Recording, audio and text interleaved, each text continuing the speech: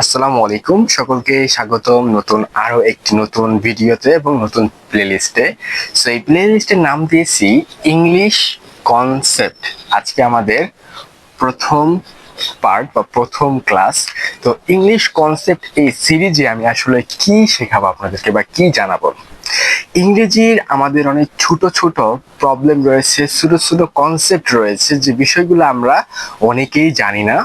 যেরকম আমি আপনাকে বলতে পারি যে নর্মাল ইংলিশ, অ্যাডভান্স ইংলিশ কিংবা ব্রিটিশ অ্যাকসেন্ট এবং আমেরিকান অ্যাকসেন্টের মধ্যে পার্থক্য কি, এরকম জাতীয় যে কনসেপ্টগুলো রয়েছে, আমরা বিগিনার বা অনেকেই ইংরেজিতে প্রো বাট এই বিষয়গুলো জানেন না, তাদের জন্য জানাতে আমি এই নতুন সিরিজটি শুরু করেছি। তো আজকের এই প্রথম ক্লাসে আমরা জানবো short form, English short form, যে আসলে শর্ট ফর্ম বিষয়টা কি, কেন এটা দরকার, ইত্যাদি ইত্যাদি বিষয়গুলো নিয়ে আমরা আলোচনা করব। ইংরেজির সবচেয়ে গুরুত্বপূর্ণ শর্ট ফর্ম গুলো কি সেটাও আমরা জানবো। তো চলুন শুরু করা যাক।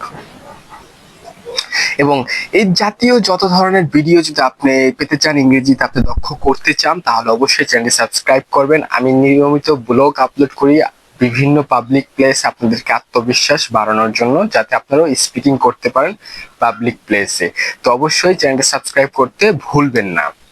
তো চলুন আমরা আজকে জানি নি যে শর্ট ফর্ম এখানে শর্ট ফর্ম মানেটা কি।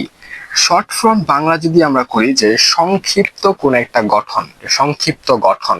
অর্থাৎ ইংরেজিতে আমরা অনেক বড় বড় বাক্য বলি বা অনেক শব্দ বলে থাকি, যে শব্দগুলোর শর্ট ফর্ম রয়েছে।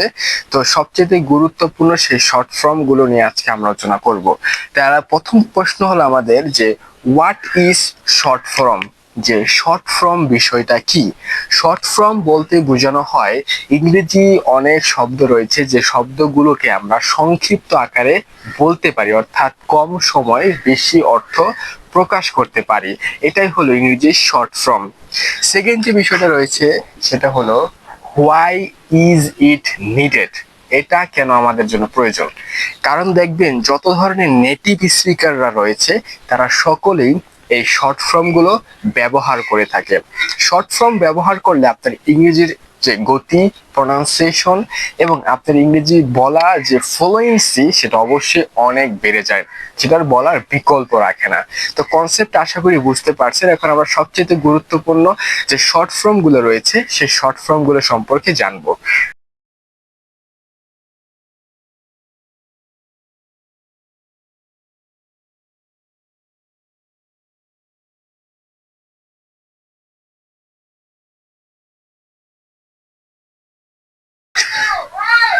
ওকে গাইস, আমরা এখন যে সবচেয়ে গুরুত্বপূর্ণ যে শর্ট ফর্ম গুলো রয়েছে সেই শর্ট ফর্ম এবং এর ফুল ফর্ম যেগুলো আমরা ব্যবহার করে থাকি এই দুটোটাই শিখবো।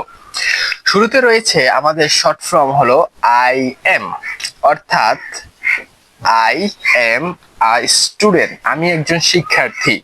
তো আই এম কে আমরা am am a student, I am a teacher, I am a content creator, এইভাবে বলতে পারি আম। অর্থাৎ এটা শুনতে যেরকম ভালো লাগে বলতে ঠিক একই রকম ভালো লাগে। এরপরে যে শর্ট ফর্মটা রয়েছে হি ইজ, হি ইজ কে বলা হয় he's, he is a teacher, he's teacher, he's housewife, he ইত্যাদি ইত্যাদি বলতে পারবেন। এরপরে রয়েছে ইউ আর, ইউ আর এর শর্ট ফর্ম হলো U R, U R a footballer, U R a footballer. অর্থাৎ আপনি সংক্ষিপ্ত করে ফেলছেন। এবং একটা গুরুত্বপূর্ণ বিষয় সেটা হলো অবশ্যই এখানে অ্যাপোস্ট্রফি ব্যবহার করতেই হবে, নতুবা আপনার এটা কখনো মাধুর্যতা পাবে না। অর্থাৎ অ্যাপোস্ট্রফি অবশ্যই অবশ্যই ব্যবহার করতেই হবে।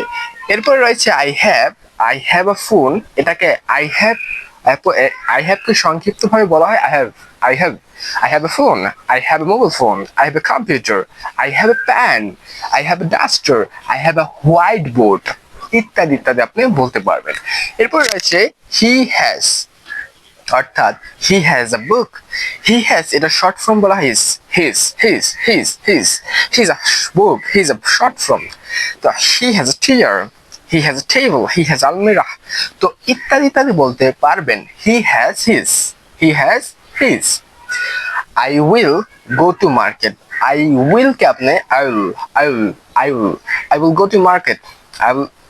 I will be teacher. I will be teacher. অর্থাৎ আপনি এটাকে শর্ট করবেন, এটা প্রনাউন্সিয়েশনটা কি শর্ট হবে। তারপর রয়েছে I would be a doctor. I had a money. I would be a doctor. I would be a cricketer.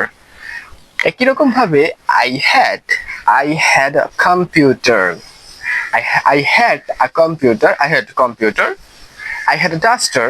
I had a teacher. I had a television. I had a house.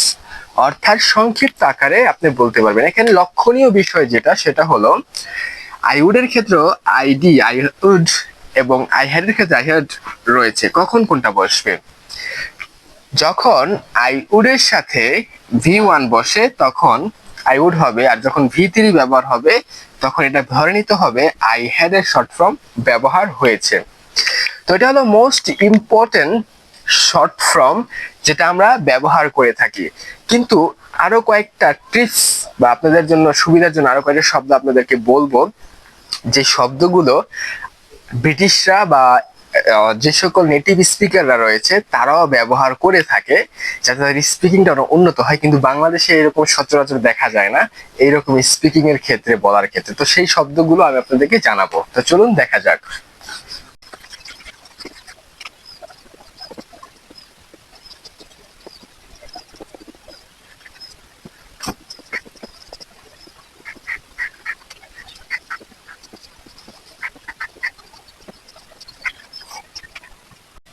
ওকে, এখানে আমরা সবচেয়ে most গুরুত্বপূর্ণ তিনটা শব্দ লিখেছি, give, kind of, let me.